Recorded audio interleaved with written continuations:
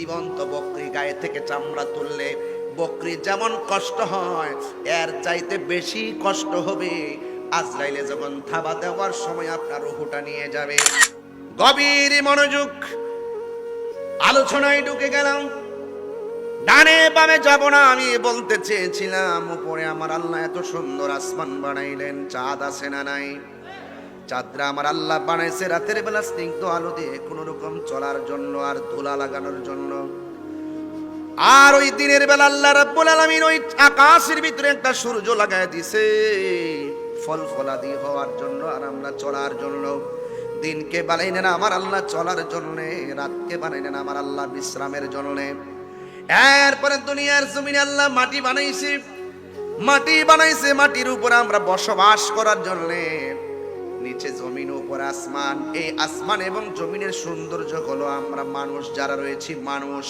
আল্লাহ মানুষ পাঠাবে জমিনে, এই জন্য আমার আল্লাহ আগেই সুন্দর করে আমাদের জন্য সব সেট করে দিয়েছেন। কথা বলেন ঠিক কিনা? সব আল্লাহ সেটিং করে দিয়েছেন। এ যুবক, আল্লাহ রাব্বুল আলামিন এত সুন্দর করে জমিন বানিয়ে দিয়েছেন, আমাকে আপনাকে পাঠিয়েছেন। কিয়ামত পর্যন্ত মানুষগুলো এই জমিনের ভিতরে তারা চলাফেরা করবে। আল্লাহ রাব্বুল আলামিন এই বান্দাগুলোকে জমিনের মধ্যে পাঠাইছে একটা মাত্র কারণ। আমার আল্লাহ কোরআনে বলেন, ওয়া মা খালাকতুল জিন্না ওয়াল ইনসা ইল্লা লিয়াবুদুন।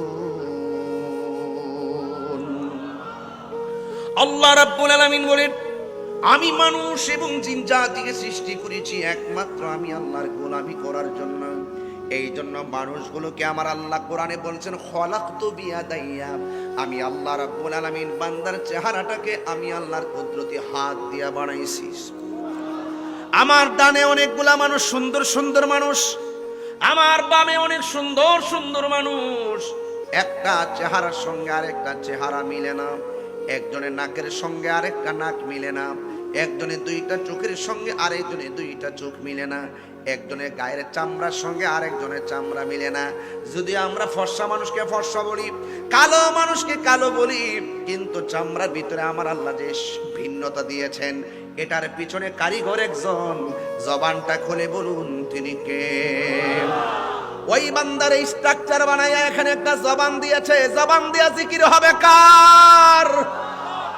আর এই জায়গার ভিতরে আল্লাহ দুইটা চোখ দিয়েছেন, এই দুইটা চোখ দিয়ে আমরা দুনিয়ার জমিন দেখব। দেখে দেখে আমরা একজনকে গবেষণা করব।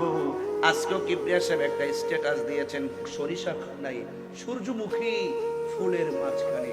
তিনি স্ট্যাটাস দেওয়ার সময় লিখেছেন, তোমার সৃষ্টি যদি এত সুন্দর হয়, না জানি তুমি খোদা কত সুন্দর। তোমার সৃষ্টি যদি এত সুন্দর হয়, নাকি নয় কি? এরকম কি না?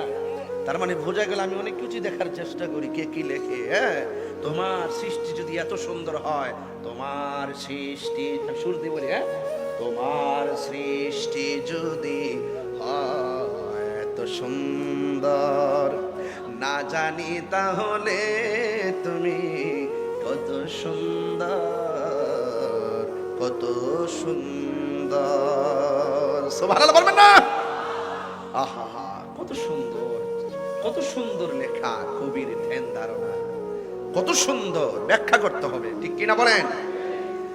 আমার যুবক ভাইয়েরা, আল্লাহ রাব্বুল আলামিন মানুষকে দুনিয়ার জমিনে পাঠিয়েছেন। এই জমিনে পাঠানোর পর আল্লাহ রাব্বুল আলামিন আমাদেরকে ইবাদতের জন্য দিক নির্দেশনা দিয়ে দিয়েছেন। এই জায়গার ভিতরে দুইটা চোখ দিয়েছেন, চোখ দিয়ে আমরা সৃষ্টি জগৎ দেখব। ওয়াতাফাক্কারুনা ফি খালকিস সামাওয়াতি ওয়াল আরদ, আসমান এবং জমিনে কি আছে এগুলো দেখে দেখে একজনকে গবেষণা করব। জবান খুলে বলেন তিনি কে? খুঁটি ছাড়া আসমানটা তুমি টানায় রাখলা কেমনে? কাঁঠালের একটা বীজ থেকে গাছ উঠাইলা কেমনে? আবার গাছের ডালডালা থেকে আবার কাঁঠাল বানাইলা কেমনে? আপনারা জবান খুলে বলেন, এর পিছনে রহস্যকারী একজন, এর পিছনে কুদরত আছে একজনের। জবান খুলে বলেন তিনি কে? এত সুন্দর সৃষ্টি। আয় যুবক ভাইয়ের আমার, বেশি দূরে যেতে হবে না, তাহিরির কাছ থেকে তাহিরিকে ব্রাহ্মণবাড়ির দিকে এনে রবকে চিনতে হবে না।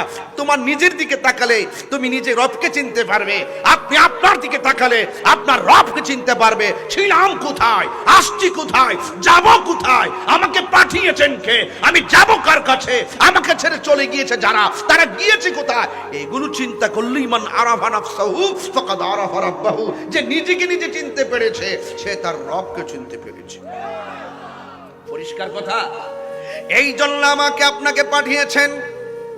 আমি দুনিয়াতে চলছি ফিরছি, খাইছি, ঘুমাচ্ছি, কিন্তু আমাকে একদিন পৃথিবী ছেড়ে চলে যেতে হবে, কারণ আমার শুরুর মালিক যিনি, শেষের মালিকও তিনি। আল্লাহ বলছেন ইন্নাহু হুয়া ইউবদিউ ওয়া ইউঈদ, নিশ্চয়ই তিনি সে আল্লাহ যিনি আমার শুরুর মালিক, আমার শেষের মালিক। এই জন্য আল্লাহ বলছেন কাইফা তাকফুরুনা বিল্লাহি ওয়া কুনতুম আমওয়াতান ফাআহইয়াকুম সুম্মা ইউমীতুকুম সুম্মা ইউহয়ীকুম সুম্মা ইলাইহি তুরজাউন।